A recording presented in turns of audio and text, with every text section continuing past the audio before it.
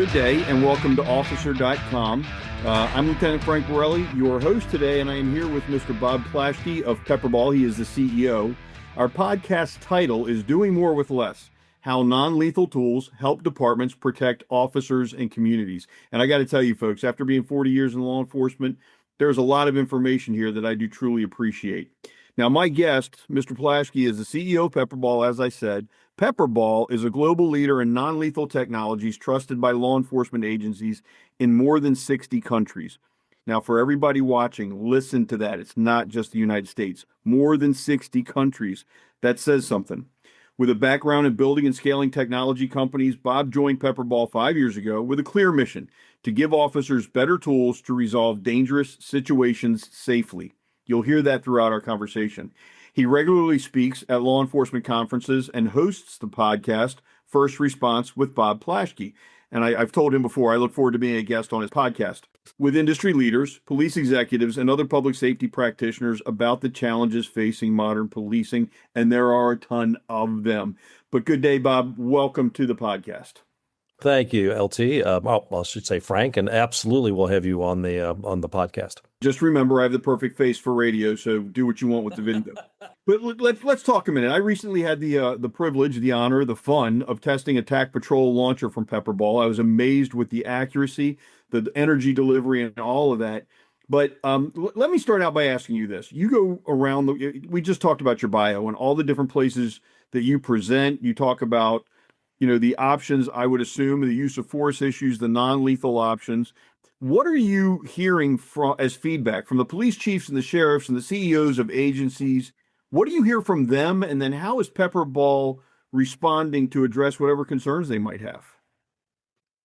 Yeah, I talk to hundreds of chiefs and sheriffs a year. The first thing that they say is there's a dramatic increase of nonviolent crime in their communities, mental health issues, addiction, homelessness in some cases.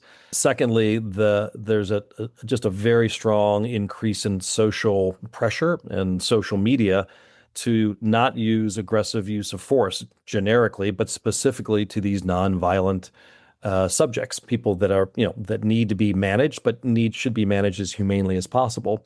And the third thing I hear is that the old techniques, a taser, a billy club, their hands are just the 40 millimeter. They can work, but they're increasingly getting pushback on using those levels of force. And so what they're asking for is, do you have a non-lethal, kinder, gentler way of engaging the folks that these guys deal with on a day-to-day basis that can still gain control, gain compliance, and keep the public order? I love it. I'm as I said, I've been a cop for over 40 years. I'm an old school cop, and we used to give people one option. You're under arrest. Turn around, put your hands behind your back. And if they did anything other than what they were told, the fight was on, and we would go hands-on, whether it was empty hand, whether it was baton, whether it was OC spray as we were closing distance. And I can't tell you how funny it is to see brother cops spray OC spray and then walk into the cloud as they close distance, because that's a lesson you learn really quick, only once. You can't do that with PepperBall, obviously, and I love it. But I'm glad that we're all trying to find a way for the non-violent offenders to not to have to use as much physical control, impact, whatever, to gain that control. We talked about previously also the impact that this can have on the next generation, because again, we have an entire generation now that's been taught not to fight. When I was growing up, the bully on the playground was resolved one way. Somebody broke his nose, gave him a fat lip or whatever. Now you can't do that in school. We have an entire generation that's been taught not to fight. Does PepperBall assist in them in being successful in their career? It does. This next generation of police officers who aren't used to physical engagement, it gives them a tool that they can engage at distance. And so the typical engagement distance for PepperBall launcher, which is a kind of compressed air that pushes a small plastic projectile out at around 400 feet per second, it's around 35 to 50 feet. It can go all the way up to 100 feet. You typically get out of your car, you have cover for your car, and you can engage the subject at that distance. And what it does, it gives it a tool to that young officer, and even the old dogs, a tool that they can engage and gain behavior change, and therefore gain compliance to their commands without getting into the kill zone. I think we've talked before that in the 1,500 plus police officer deaths and shootings where they're killed in action every year, the vast majority of those are within 7 to 10 feet. And so, as if you can buy distance, you can buy time, and buying time allows you to make better decisions. And that's even more important for the young officers who are not comfortable running in there and doing the polyester pile. And it's funny, I like distance, and I tell you why. I have a hard enough time, and I've been a firearms instructor for a long time. I'm a good shot. It's an egotistical thing to say, but I'm a good shot. And the farther you get from the target, the harder it is to hit the target, and bad guys don't train. So if you're outside of 10 feet, you stand a better chance of not being shot by the bad guy. And if I can get 35, 40 feet, even better. Now, when I tested that launcher not that long ago, we were engaging targets easily at 35 yards, but we were still dropping pepper balls at the feet of targets at almost 100 yards, and it was a solid surface. The balls were still breaking. I love the distance because that means time, that means options, that means not panicking, and not being forced into. If you're familiar with Boyd's cycle, the OODA loops, Yep. you don't get your OODA loop interrupted. You get to make appropriate decisions and use appropriate levels of force, considering the whole situation and not just, oh crap, this guy's right on top of me and I got to get him in handcuffs. You get to think. I think that's right. And, we've had an entire generation of officers retire, and the agencies are understaffed, and they're trying to bring in new people as quickly as they can, but Right. bringing them into these tough situations, and they want them to, the chiefs and sheriffs want them to have tools so they can feel like can be proactive, but they don't want to put guns in their hands, or encourage them at that point, because they haven't had the experience yet to deal with that kind of stress and know when and when not to pull the trigger. At 10 feet or not, if someone comes towards you, then you're going to use it to defend yourself and protect yourself. At 35 yards, which you think is almost a half a football field, you have a bit more time. I'll tell you, pepperball, have a projectile land in front of you, a cloud that comes out is non-trivial. It's going to make you cough. It's going to shut your eyes. And then if you're impacted on your body, it's going to hurt. And 2 or 3 of those will absolutely change your OODA loop, change the OODA loop of that subject, and get them thinking about their own pain and their own survival versus whatever they were thinking about doing. And I love the fact we talk about distance. Again, I've been a firearms instructor a long time. I don't typically train with a handgun at 35 yards, but with the TAC patrol launcher that I just tested, I had the ability to go out and shoot it a lot. As a shoulder fired weapon, hitting 10-inch targets at 35 yards was almost easy, and being able to hit the ground in front of a subject. And if that doesn't get their attention, as I understand it, putting a couple rounds on their legs, you definitely are going to change their perception of the situation. I think it's a polite way to say it. I think that's right. People ask me how it feels, and if you go to the YouTube and look up my name, and you'll see me being impacted by projectiles. I can tell you it hurts, and the first one hurts. It's like a bad bee sting. It's the second and third that all of a sudden your mind, you're getting pain points from multiple parts of the body. You're having a difficulty seeing, and you're having difficulty what you think is breathing, and all of that combined does change your behavior.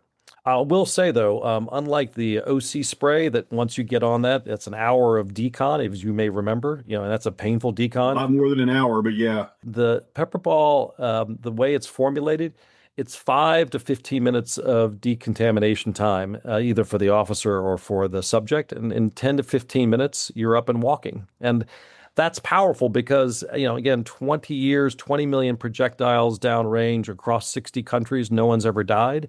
Officers now know they can use the tool to accomplish their objective, their mission, but know that they will not permanently injure that person, which is a big deal. And you can't say that for the other tools that they have on their belt. It is a big deal from somebody who swung a baton and left those welts and those bruises, from somebody who has had to fight people in handcuffs and received injuries and given injuries, knowing you can deliver a compliance level use of force and do no permanent injury. The worst they're going to get is a bruise. It is very empowering. It's very conscience easing as well. And I think people forget about that. But let me ask something. I had a situation, and I'm hoping you all have some ability to address this as well. One of my least favorite situations was walking up on a car, no backup, and the person won't even put down their window. They don't want to give you their driver's license or registration. For people that are in vehicles, I mean, we used to have to break out a window, and then we were always taught, well, if you pull out their head, the rest of them follows, but not if it's in a seatbelt, not if they're hanging onto the steering wheel. You have all these challenges. Do you guys have a solution for that? Do you have a way of dealing with the people that don't want to come out of their car? We do, and it's a very popular one, and unfortunately, increasingly popular in a day-to-day patrol context. We have two different solutions. We have a specialized launcher called the breacher, which deploys a projectile filled with small little ceramic balls, and those balls hit the glass of the window and bring it down without going inside the car. And then then you pick up another launcher and you put the PepperBall projectiles into the car. And when you put 3 or 4 projectiles into that enclosed space, they will come out. The second option we have is called the blast. And this is a handheld device, looks like a shape of a cigar. It has a glass breaker on the tip of the device. And this is used by Texas State Patrol and Georgia State Patrol, and now kind of fanning out across the country. You basically tap on the passenger side back window. You then turn the device around and deploy 3 projectiles worth of PAVA formula.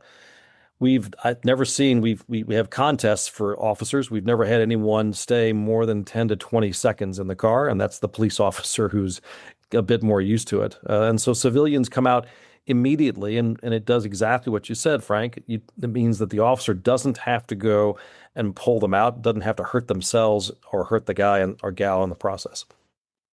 So what's the prize if I can sit in the car for a minute after one of these is deployed? Not that I'm going to come try, but I'm skilled.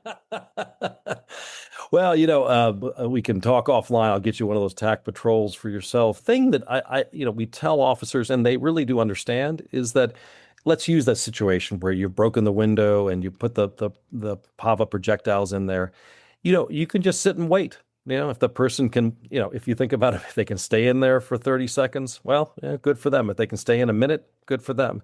And if you had to put more projectiles in, well, then you put more projectiles in, but you do it with distance, and you just wait. And as you know, most people think, they watch, Blue Bloods, and they think incidents resolve themselves, in 30 seconds by the time you get out of the car. A typical engagement is, it's up to hours. And so the notion of waiting for a few more minutes to let the person decide to do the right thing, you're perfectly happy to do it.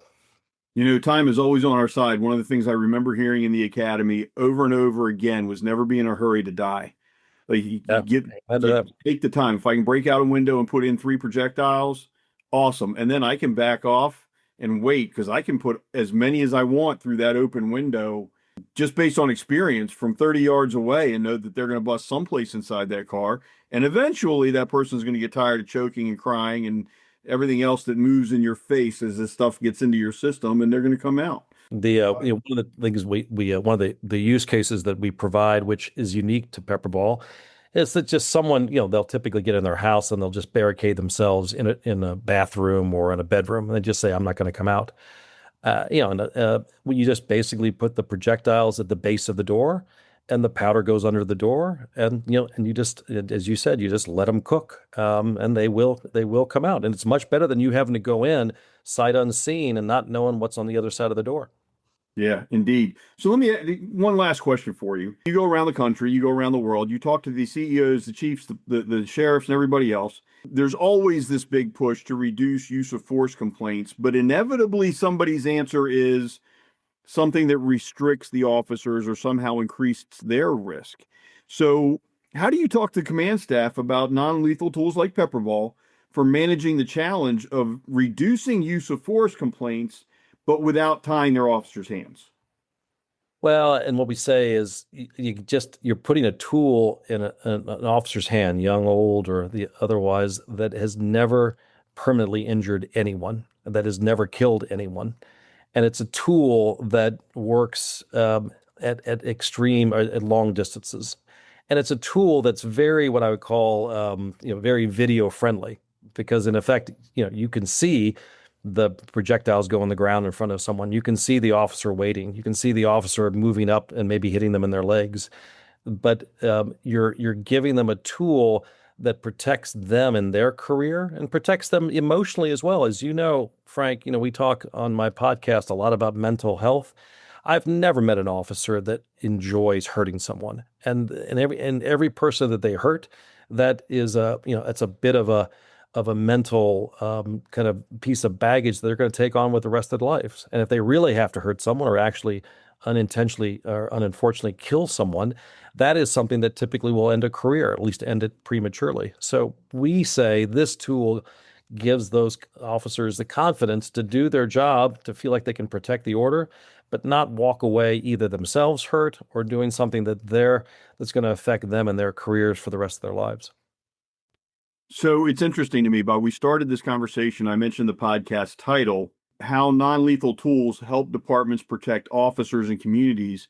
And we're serving the interest of the communities, including the suspects and the criminals, but we're helping the officers deal with it from the physical risk management standpoint and the, what do you call it, trauma bank, the baggage that we carry around as it gets built up from having to commit acts of violence in the name of enforcing the law or protecting the innocent. And I kind of love that. Is there anything you want to add? I mean, this has been great. I want to thank you for your time. Did we leave anything out?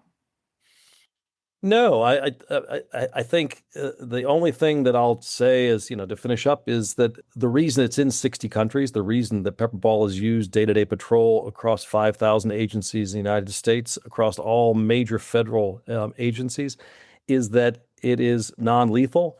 And it can be deployed at distance. And the combination of those two things is the ultimate in de-escalation, which is what policing is today, is de-escalating lots of situations every day.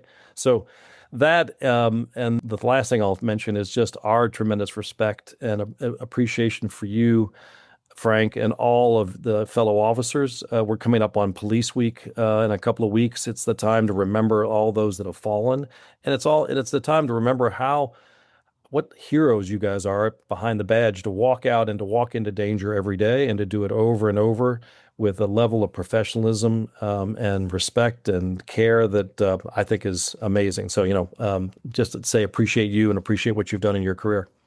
Well, thank you very much. I would tell you it was always my pleasure, but that would be a lie. But it wasn't usually boring, which is very much closer to the truth. Thank you for your time today, Bob. And thank you for everything you're doing with PepperBall. The community, the law enforcement community, and the communities we serve are obviously benefiting from it. So appreciate you helping us to stay safe. Thanks, Frank.